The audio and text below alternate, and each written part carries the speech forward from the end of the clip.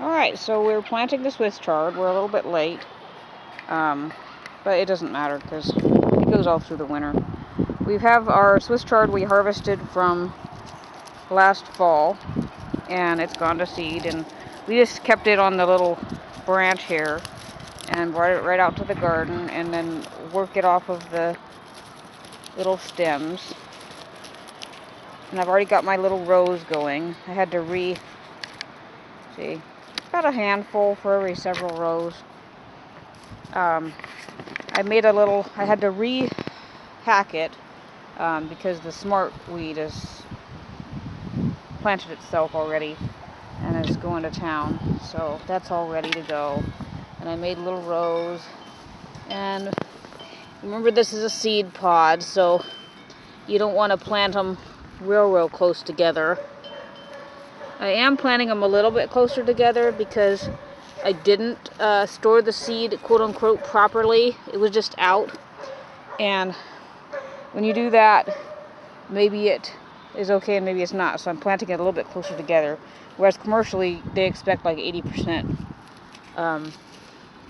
hatch rate. I don't know what our hatch rate is. But we're broadcasting it down the little row, and we'll cover that up. Plotting them at about, I don't know, half an inch deep, and then spaced apart, ultimately about 6 inches apart. The directions will tell you 12. But this is 4-hook giant Swiss chard. And as soon as the leaves are big enough, you can start harvesting. We had considered the possibility of selling vegetables this year, just because we have so much, and we maybe don't even need to garden this year, but this is not the year to decide not to garden, I don't believe. I was informed by somebody, maybe not for the next 10 years, I don't know where she got that, but so anyway, we just do that, and then we gently cover it up. The Swiss chard usually does pretty well. We thin it out, like I say, to the 6 inches. And as for the rest of the garden, oh look, a Swiss chard volunteer from 2 years ago, and it was over here, and another. So if the Swiss chard doesn't come up, apparently it's up in the bean row. If anybody wants to know where it is. Last I saw, the beans were sprouting, and over here we had a little surprise in the human beet section, because I have my fodder beets and I have my beets for human consumption. And they are two vastly different things. Where did it go? It's so hard amongst all the smartweed to see it. Where are you, little guys? There they are. There's a whole nest of them have made it here. And you can tell they're beets. They've got a little red vein through the top. So those are all probably 2 seeds, because it's a seed pod again. There's some more over here. So they're going. I haven't seen any carrots yet. I mean, these are at 13 days now, so they should be going.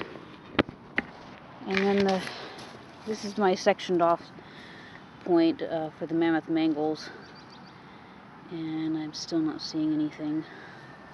They're not quite as easy to tell as the Detroit dark reds, because they're a paler beet green. So we'll have to keep looking on that. We still have yet to plant the black nebula carrots. I have to find the seed I saved. I've lost it somewhere. I think it'd be easy, but it isn't always. And then carrots are tough. Hi, Rogie. Carrots are tough to find. They do hide, but they should be hatched somewhere in here. I say somewhere. I see grass and I see smartweed. So far I don't see any carrots, but they should be coming up. We'll keep looking. And then down here where we keep forgetting to water the sunflowers, they're not up. Something is continuing to dig out the potatoes. I found signs that it was a crow.